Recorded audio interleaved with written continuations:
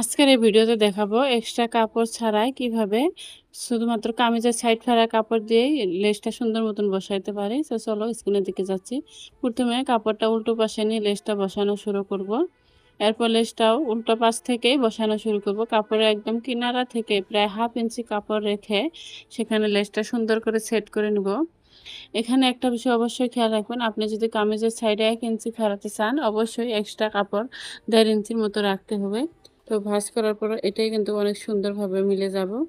তো এখন 1/2 ইঞ্চি কাপড় রেখে লেসটা ভালোভাবে সেট করে সেলাই করে নিচ্ছি। সেলাই করার সময় লেসের কানিগুলো যেন সুন্দরভাবে সমান থাকে সেটা অবশ্যই খেয়াল করতে হবে, কারণ লেস বসানোর সৌন্দর্য অনেকটাই কিনারার উপর নির্ভর করে।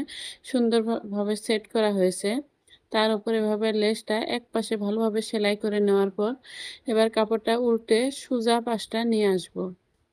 এখন যে এক্সট্রা কাপড়টা রয়েছে সেটাকে ভেতরের দিকে সুন্দর করে মুড়িয়ে লেসটাকে তার মধ্যে বসিয়ে দেব। এরপর আবার একটা চাপ সেলাই দিয়ে এটাকে সুন্দরভাবে আটকে নিব। অবশেষে কাপড়টা ঘুরিয়ে সোজা পাশে নিয়ে উপর থেকেও আরেকটা চাপ সেলাই দিয়ে দেব। এতে লেসটা দুই পাশ থেকেই কিন্তু সুন্দরভাবে বসে যাবে, আর কোনো রকম সেলাই ঝামেলাও থাকবে না, এক্সট্রা কাপড়ও প্রয়োজন পড়ছে না। তো ভিডিওতে যেভাবে দেখাচ্ছি দেখলেই কিন্তু বোঝা যাবে জিনিসটা অনেক সহজেই কিন্তু হয়ে যায়। এই পদ্ধতিটা শুধু কামিজের সাইড ফাড়ায় নয়, যে কোনো জায়গাতে লেস বসানোর ক্ষেত্রে এভাবে এক্সট্রা 1.5 ইঞ্চি কাপড় রেখে কিন্তু সেলাই করলে অনেক সুন্দর হয় ফিনিশিংটা। তো এভাবে ঘুরিয়ে কিন্তু আমি সব দিকে এভাবে সেলাই করে নিব। তো অবশ্যই একটু আস্তে আস্তে করে নিবে। তারপর আমি এইটা আবার উল্টো পাশে আরেকবার ঘুরিয়ে এভাবে আবার আরেকটা চাপ সেলাই দিয়ে নিব।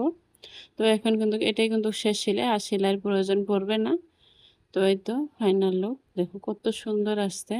তো এভাবে কিন্তু শুধু কামিজের সাইড ফাড়া না, যে কোনো ইয়েতে লেস লাগাইতে কিন্তু এক্সট্রা পট্টির কোনো প্রয়োজন হয় না, অনেক সুন্দরভাবে লেসটা বসে যায়। তো এই তো আমি বানিয়ে শেষ করছি। আর আমার চ্যানেলটা নতুন, যাদের কাছে আমার ভিডিও ভালো লাগবে অবশ্যই একটু ফলো করে দিবা।